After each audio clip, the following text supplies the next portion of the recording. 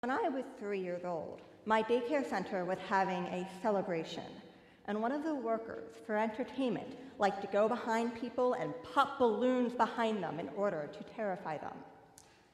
So there I was, playing in the corner, minding my own business, likely trying to jam the circle into the triangle without much success.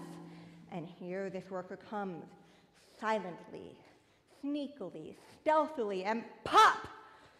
I was completely oblivious.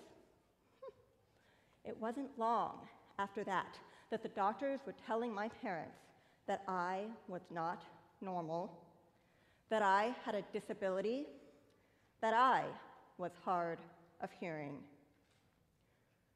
My hearing loss became my constant companion, and this constant companion has dominated much of my early memories. I remember spending many, many hours in speech therapy, struggling to learn to say sounds that I do not hear, such as S's and Z's. I remember getting my hearing checked. I would be sitting in this tiny little box surrounded by wires and told to press a button every time I heard a buzz and a beep. I would start to get this rising sense of anxiety in my stomach, and I would start to trigger it like crazy, because I would realize, even at a young age, that it had been a while since I had heard an audible beep, and hence I must not be hearing things, and I was not normal, and I did not like that. But most importantly, I remember the cruelty of elementary-age children who do not take kindly to those who are different. But in all of this, I had an escape. I had a passion. I loved the performing arts. Acting was just fun. Singing was a pure delight. But dance was my oxygen. I did it all: ballet, jazz, tap, lyrical, even some ballroom on the side. When I danced, I could feel energy ooze out of every pore of my being. It's like how, at the end of Disney's Beauty and the Beast, when the Beast is lifted up into the air and light will shine forth out of his hands, his feet, his head, and he is being transformed into the handsome prince. So too dance was for me. Instead of being that shy girl with hearing aids, I would be transformed into me, into who I truly am. Therefore, it was no surprise that when I made the middle school dance team, I was ecstatic. To me, not only did it mean I could do more of something that I loved, it also was a sign. It was a sign that I could perhaps be something more than that awkward girl who wore funny things in her ears and talked funny. It was a sign that I could perhaps be a normal middle school girl, and perhaps even a sign that I could become popular. Well, the thing is, the very next day, I run down the stairs. It was a Saturday, and I pick up the phone to call my best friend because I want to tell her more about making the team. But the phone is dead. I'm like, okay. I call out to my dad in the next room, and I say, "Hey, Dad, the phone's broken." "What do you mean the phone is broken?" "I mean, the phone is broken. There's no dial tone, duh." After a rather long pause, my father responds back, "I can hear the dial tone from here." It was in that moment that I learned that there actually was a dial tone. I just couldn't hear it. Instead of a dial tone, I heard a deafening silence. I had lost all the hearing in my right ear overnight. Now, the panic set in, and as I was shuffled from doctor to doctor with no solution and no cure, and as my hearing did not seem to be coming back, I became more and more terrified.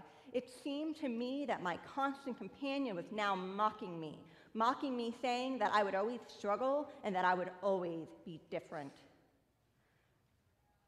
I did still have dance, and dance really would become that great escape from all the struggles that I was encountering. But things were different.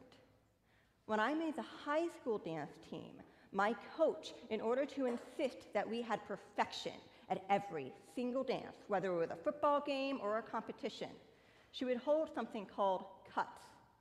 This required everyone, a few days before the performance, to dance through the dance from beginning to end. And basically, if any girl on the team did not dance up to par or made any type of mistake, the coach would shout out her name, and she would not be able to dance at the performance. My freshman year, my coach called my name every single time. I was cut from every single performance, and I sat on the bench, the only girl who sat on the bench all year long. Now the question is, why was I cut? My coach said it was because I didn't seem to quite be dancing to the music, that I seemed to be making a few little errors here and there, and that really was the problem. I actually could not hear the music very well at all, even if at all.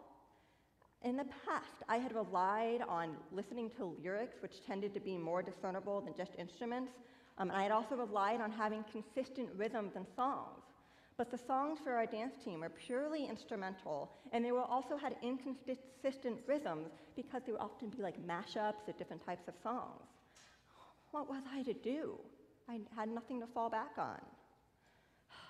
One thing was clear my freshman year. Dance no longer provided me the escape from my constant companion.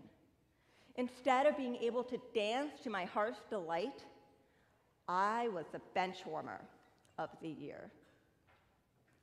But I was a bench warmer who would. I would not give up, I would not quit, and I would continue to persist until I could prevail. And prevail I did. It was my second year on the team, when I finally was not cut, when I finally was able to dance at my first football game, and then even later, my first competition. I ask all of you, what is your constant companion? It doesn't have to be a disability. It could be something psychological, physical, emotional. It can just be something that you feel that if you just didn't have it in your life could just be better or just easier. What is getting in your way of pursuing your own passion? If you have your own constant companion, I might offer some of these words of advice, things that helped me when I was going through my struggles. First, remember that it takes time and practice. As I said, I sat on a bench for an entire year. And during this time, I had so many people encouraging me to quit, saying it wasn't worth going through all that effort and all that practice just to be sitting on a bench. And even more importantly, that it just wasn't worth it for all those tears and all the pain it caused me to be cut for an entire year when no one else was. They had encouraged me to quit. But I surprised everyone, even people on my own team. When I came back the next year and I auditioned again, I knew I needed time.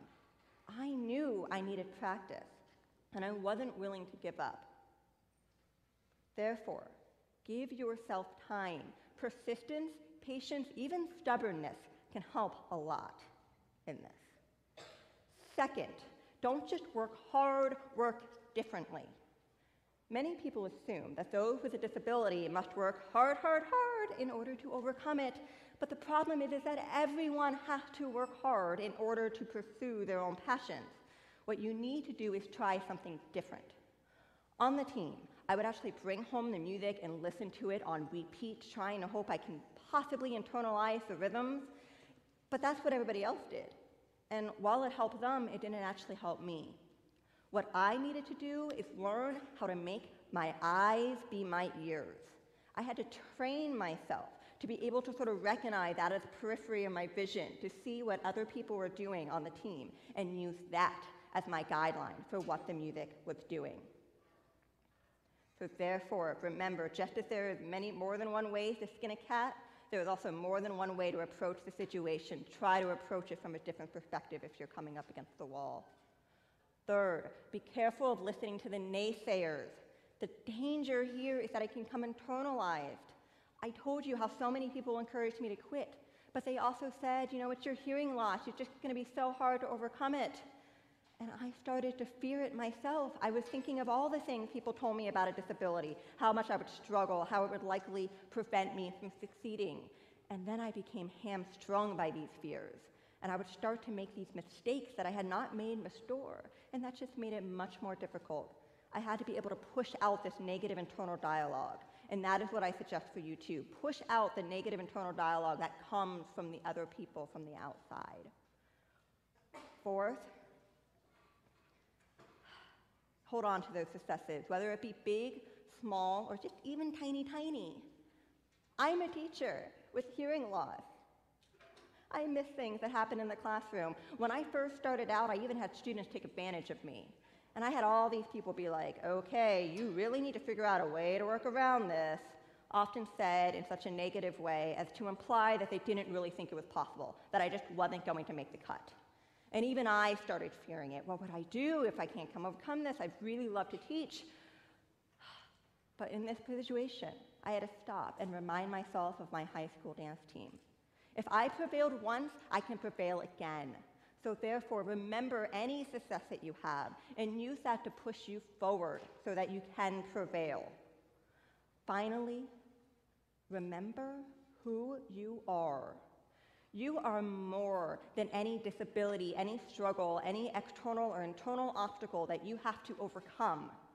You are not less because you have a constant companion. It may seem that this constant companion may define your reality, but it does not define who you are or your ability to prevail.